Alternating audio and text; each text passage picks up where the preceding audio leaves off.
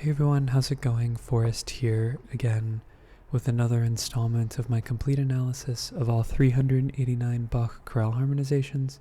Today we're looking at Was mein Gott will das Geschenk allzeit, which translates to What my God wants, may it always happen.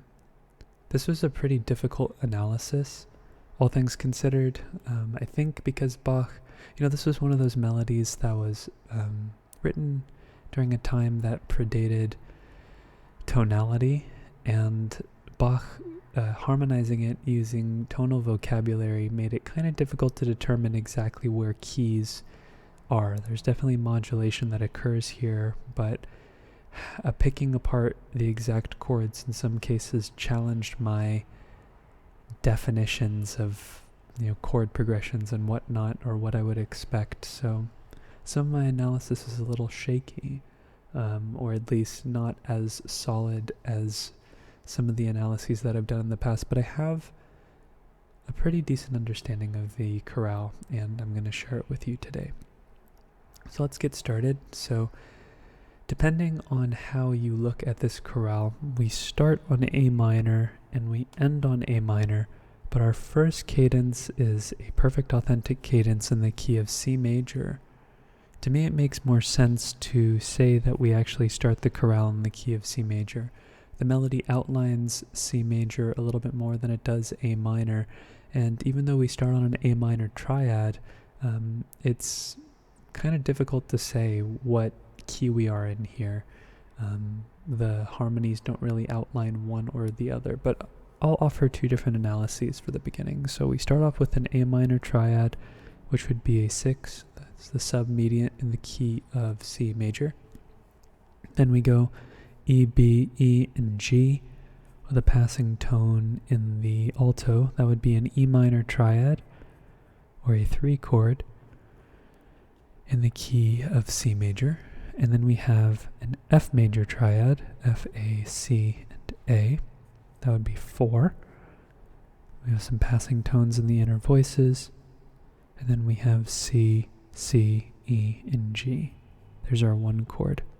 However, if we were in the key of A minor, let's just say, hypothetically speaking, we were in the key of A minor here and that's how you were hearing it, we'd start off on a 1 chord, and then our E minor here would actually be a minor 5.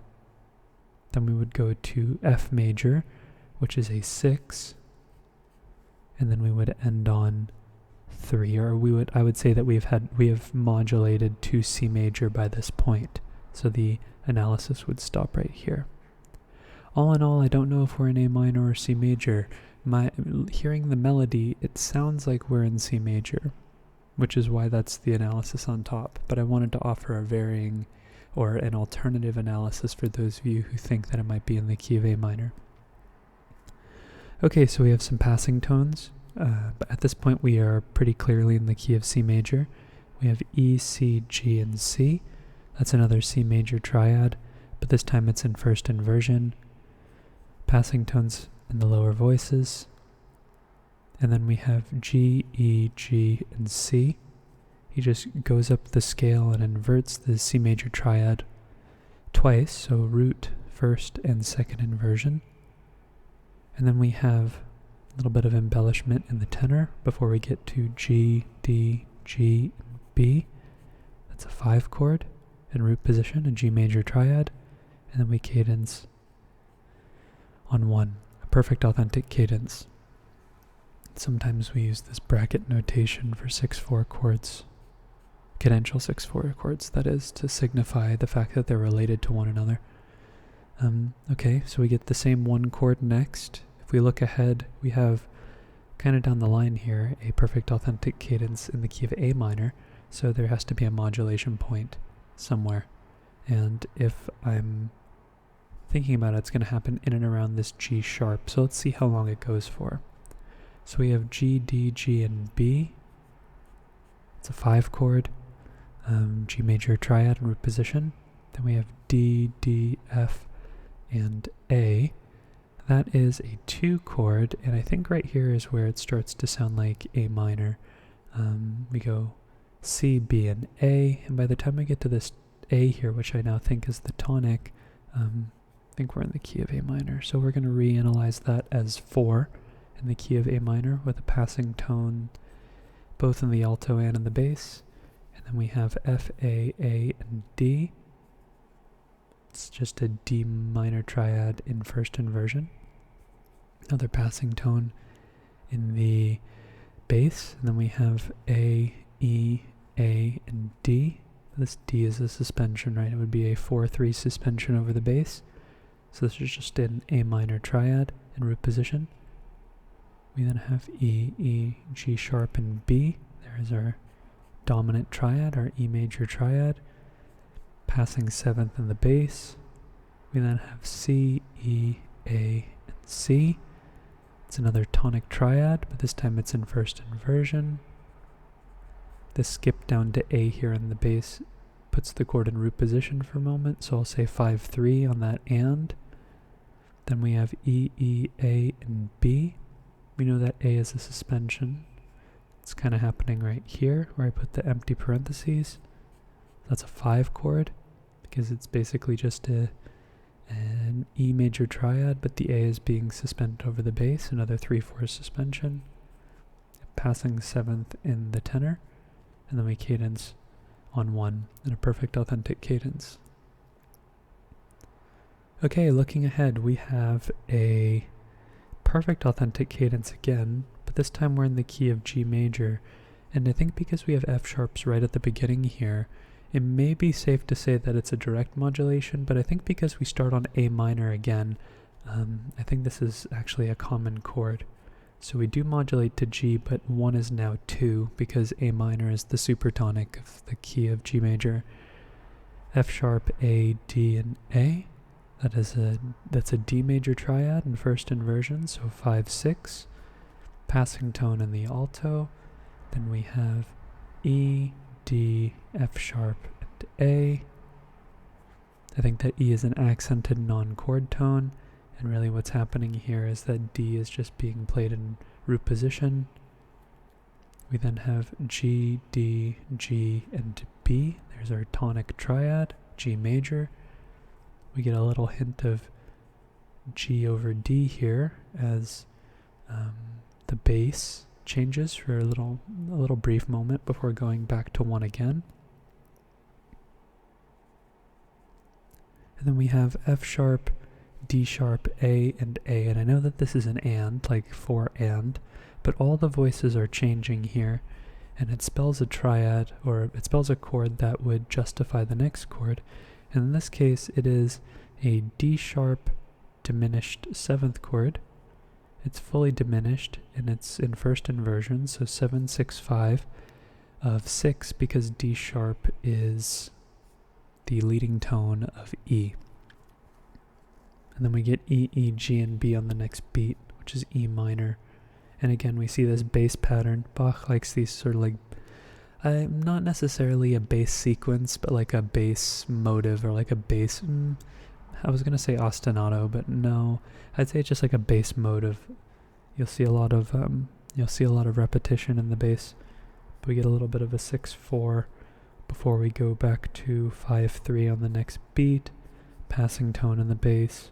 Then we have C, A, E, and G. You know that Bach loves his 2-6-5 chords, which is exactly what's happening here. And then we get 7-5-3 on this beat right here as the bass skips down. Before we go to D, A, D, and F sharp, our root position dominant triad, D major, before we cadence on 1. Perfect authentic cadence. Okay, so if we look ahead, we have a cadence on E major. Now, I don't think we've modulated to E major. This sounds like a half cadence to me in the key of A minor. We have G, G, A, B, C, B, A, B, and I think an A would logically come after that if we were continuing in A minor, but we know Bach likes to mix it up a bit. So I think we're going to modulate to A minor, and it's going to happen at some point nearby, because we start to see F sharps and G sharps in close proximity to one another. Even though we have this really interesting cross relation, we have F sharp and F natural happening close to one another. So we have C, C, E, and G. I think that that's a 3 or a 4 chord in the key of G major, but that might also be our modulation point for the key of A minor. Let's go ahead and call that 3 in the key of A minor, because C is the relative major, or the mediant in the key of A minor. We then have C, A, F sharp, and A, and this has to be the most interesting chord in the entire chorale, because this is an F sharp diminished triad that if we skip ahead to the next beat, A, D, F, and B, that is a 2 chord, or sorry, apologies, we're not going to call that a 2 chord. We're going to say that this A is an accented non-chord tone, G sharp, D, F, and B. This is a 7 chord, G sharp fully diminished 7th, which will eventually go to A minor. But this C, A, F sharp, and A, that's an F sharp diminished triad over C. So we could call this 5 of 7 or 7 of 7, but I think this is just a byproduct of the melodic minor scale, this F sharp, even though F natural is the target afterwards. I think this is a diminished 6 chord, which is where 3 wants to go. 3 wants to go to 6, but it's 6, 6, 4, and it's a byproduct of this big leap, which is interesting because 6/4 chords are usually seen as passing figure or passing chords, pedal chords, or seen in cadential scenarios. So the fact that we're seeing a diminished 6/4 chord in second inversion, spelled this way, is really interesting. This harmonic moment right here is very crunchy, very modern. I'm wondering what's going through Bach's head at this time, because it could have been harmonized in a number of different ways. But ultimately we have this motive here, 3 going to 6, which is generally where 3 wants to go. And then 6 going to 7 and 7 going to 1. 6, 7, 1 is a pattern we've seen in Bach's music, and it makes sense. 6 kind of being a predominant here, and 7 being our dominant before we go to 1. But regardless, we have some passing tones in the inner voices. Then we have E, E, G sharp, and B. Our root position, E major triad, which is a 5 chord. We have a passing 7th in the bass, and then we have C, E, A, and A. That is another tonic triad, but that is in first inversion. Passing tones in the lower voices. Then we have A, C, A, and A. That is a root position tonic triad. So we're just going to change the figured bass there. And then we have our inner voices doing some interesting things here. We have D sharp, F sharp, A, and A.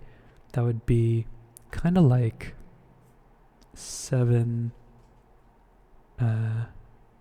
6, 4 of 5, which again is kind of interesting. We're seeing this diminished triad in second inversion happening, but granted, it's really the inner voices that are contextualizing it. It's really 1 going to 5 here, but we do cadence on 5 nonetheless. But I figured that that was worth analyzing because it was an interesting chord. So immediately following this half cadence, we have E minor, which is really interesting because Bach, the way that I've been analyzing the chorales up until this point, has been trying to minimize the number of mid-phrase modulations. And to me, I don't hear a lot of phrases that have a modulation in the middle of the phrase, but in this case, this E, F sharp, G, A, G sounds so much like E minor to me that I'm really convinced that we are in the key of E minor, and this is just a direct modulation. So we're going to treat this E minor like a tonic triad. We have some passing tones in the soprano and the tenor. We then have E, B, E, and G, another tonic triad. We get D sharp, A, F sharp, and A, or sorry, D sharp, C, F sharp, and A. That's a root position fully diminished 7th chord. 7, 7. And then it goes back to 1 here. And then we get, it goes back to E minor here, E, B, E, and G. We then go to A, E, and C. And it's at this point that when we're getting ready for the cadence, we're in the key of C major. perfect authentic cadence in the key of C major. So I think this A minor right here is actually our departure point from the key of E minor. It's a very brief tonicization. Maybe it is a tonicization and not a modulation. To me, it sounds like we're in the key of E minor for this phrase, as opposed to something like, what's an example? This like 7, 6, 5 of 6 right here, which is very brief. It does not sound like we're in the key of E minor here. It just sounds like E minor is getting a little bit more emphasis than the rest of the chords. This right here sounds like we're in the key of E minor, so I think that separates the difference between a modulation and a tonicization. So C major here, then we get, so sorry, I called that 1, and the modulation actually happens over the 4 right here, because remember this A minor is our modulation point. My apologies. Let me go ahead and erase that real quick. So we actually have this A minor right here is turning into 6 in the key of C major. I just misread my notes, that's all. And then we get an F sharp going to G, going to C. So this F sharp right here is merely a secondary leading tone going to G. So this is a D7 chord over F sharp, so 5, 6, 5, a 5. Before we go to G natural, did I say G sharp? I meant F sharp. F sharp going to G, G, D, G, and B. That's a 5 chord in root position. And then we cadence on 1. C major triad. Now, of course, our last cadence, just like, well, I don't know actually, just like how we started. If you made the argument that we started in A minor, then this will be a perfect authentic cadence in the key of A minor. But yeah, I think it's nebulous at the beginning what key we're in. To me, it sounds like C major, but the harmony may imply A minor, who knows. Anywho, so we're looking for a point to modulate, and I think it happens very quickly afterwards, because we get an A minor triad right here. So we can call that 6 in the key of C major. It doesn't quite, the melody doesn't quite sound like we've modulated yet. I mean, it doesn't, we're getting ready for a descent. So I think right now we're in like a modulation zone. So really wherever the analysis makes sense for you. For me, I'm going to do it earlier rather than later. So we'll just say A minor right here. So A minor, 6 is now 1 in the key of A minor. We then get B, F, A, and D. And this is where the analysis gets a little shaky, because we get kind of a weird progression coming up, and I really can't justify it with more than just the fact that I'm just analyzing the chords at this point. We get some passing tones. We get E, E, G natural, and B, but these G's are part of a descending line, so I don't really think that this is like analyzable chords here, even though we could say that E minor is kind of happening and 2 does want to go to 5, but really 2 wants to go to 5 major, so I'm not going to bother analyzing these. These are just passing tones or anticipations. We then have F, E, G, and A, and I think the inner voices are accented non-chord tones here, and instead we have F, D, F, and A, which is a D major triad in first inversion, so 4, 6. And then we have B, D, F, and D, another 2 chord. So there's kind of like this oscillation between 2 and 4 going on here, which is really interesting. This isn't a chord progression that I would ever associate with Bach, but I'm just analyzing the chords the way they make sense to me, and this is the progression that's resulted, so interesting for sure. We then get D, B, F, and D, so this chord is just turning into the first inversion of itself, passing 7th and some other passing tones going on in the rest of the voices. We then get G sharp, E, D, and B. That's an E7 chord over G sharp, so 5, 6, 5. Kind of turns into a 7, 5, 3 here, even though the third of the chord is missing. We then have C, E, C, and C. I really do think what's sort of happening here is that we're getting A minor kind of in first inversion. Really this C and this A are kind of lumped together, and that D is counterpoint. Like I said in previous episodes, during counterpoint it's really difficult to pick out chords with complete accuracy in counterpoint situations, because the counterpoint makes it difficult to discern where exactly the harmonic rhythms are happening. It definitely muddies the texture a bit. And really what's being implied here is A minor, even though it's C, E, C, and C here, which could lead you to think C major. C major and A minor share two tones in common, so really they're part of very similar sound worlds. E, E. We have E, E, E, and B, again with that big open fifth, which is really interesting. The same way here, like it's missing a third, so this open fifth has no quality until the G sharp is introduced. But the G sharp, with this A non-chord tone right here, is what contextualizes the chord. This open fifth is something that you would find in Renaissance music, because they would prefer the cadential open fifth over the cadential third, which is something that would appear later in the Renaissance. But really I see a lot of modal influence in this, and Bach is using his tonal faculties to try and reconcile the distance between Renaissance harmony and tonal harmony, which is really fascinating. And of course we get the Picardy third cadence at the end on A major. All in all, this was one of the harder analyses that I had to complete. Really interesting mid-phrase modulation to E minor here.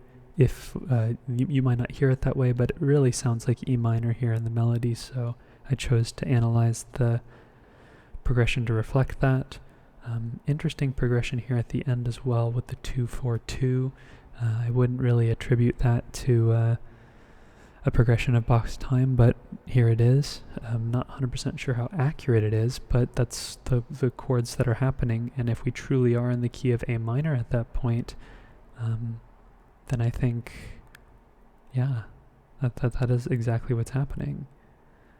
And of course the start, where do you hear it in the key of C major like I do, or do you hear it in the key of A minor? And if so, what is your analysis going to say about it? For me, I heard it in the key of C major, so we're starting off with chords that aren't even tonic or dominant, really, which are the two chords that you would expect. A minor, E minor, F major, and then C. Kind of a strange progression. And even if you analyzed it in A minor, 1-5-6 with the minor 5 is just as odd for different reasons. But other than that, I'd say the rest of the modulations now are pretty straightforward. You know, we get a modulation to A minor more clearly, and a pretty clearly defined G major and C major later on as well. So it had its moments where it was difficult, and you had to use, critical thinking to analyze it. But all in all, a difficult chorale to analyze.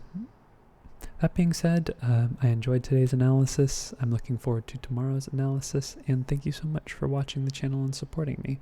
Take care.